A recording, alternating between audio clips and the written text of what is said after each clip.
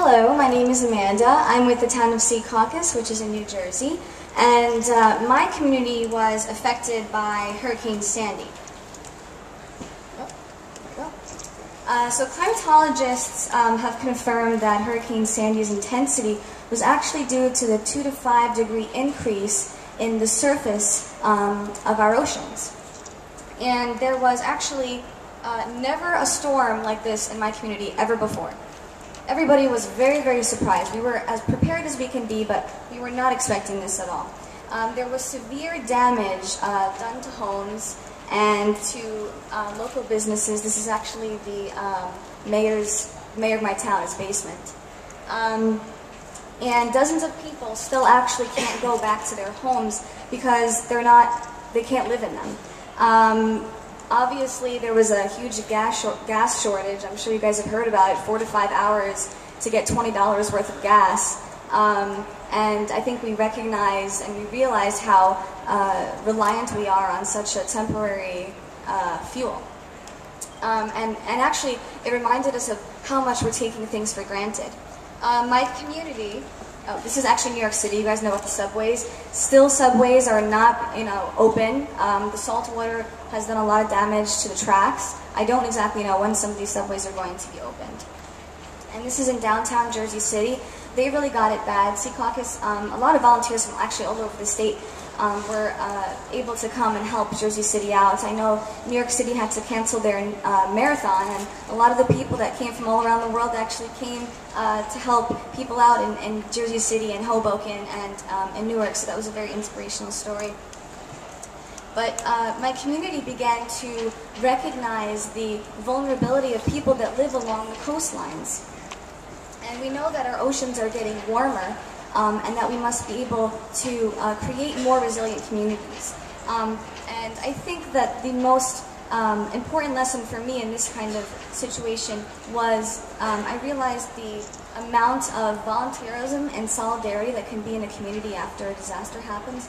This is actually the Tai Chi Foundation coming to film the volunteerism that was going on in Secaucus. We have a very large corporate community, like Goya and other kinds of restaurants in town, and they actually donated hundreds of thousands worth of dollars worth of money and food to people that didn't have any electricity or had any food warmth.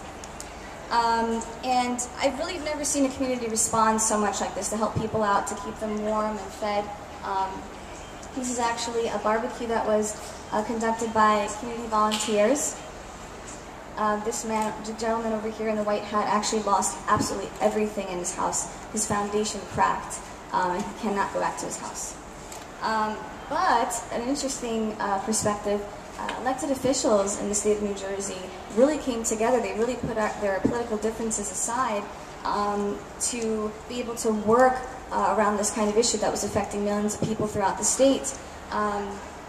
And it's sad that a disaster like this has to happen before elected officials can put their political agendas aside to begin to work on such an important issue like this. But weeks after the hurricane, so many people came up to me and said, "Hey Amanda, actually I think climate change is happening, and can you talk a little more about the climate change conference that you're going to?" As chair of the environmental committee in town, I'm able to work with all these community members on sustainable issues, and so many more people have been really stepping up and trying to help implement sustainable solutions. We're actually an award-winning environmental committee in Secaucus, and we have large-scale solar projects going on. We banned a petroleum product called styrofoam, second in the state to do this. We actually have hybrid cars. We're looking into developing rain gardens and trying to make some of our surfaces pervious. So we're doing all the things that we can in the community to contribute less to climate change. But I am not really sure if the negotiators here at the conference understand how historic and important this conference is. It's probably the most important conference they'll ever attend in their lives. Because we need to be able to make these kind of commitments to reduce emissions today, actually yesterday.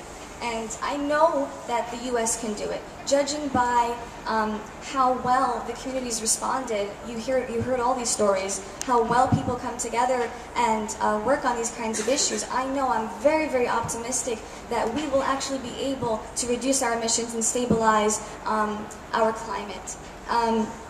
And I know that young Americans, all of us here today, we're all young Americans here, we have an insatiable desire for innovation and for equality, and that is what that's what we're going to need, and that's what we're bringing to the table. And I think it's important that we realize how critically important we are to these negotiations. And you know, the challenge is, we know we can do it, but the challenge is, when are we going to do it? So thank you very much, U.S. Center, for having us here, and thank you everybody for attending. Peace.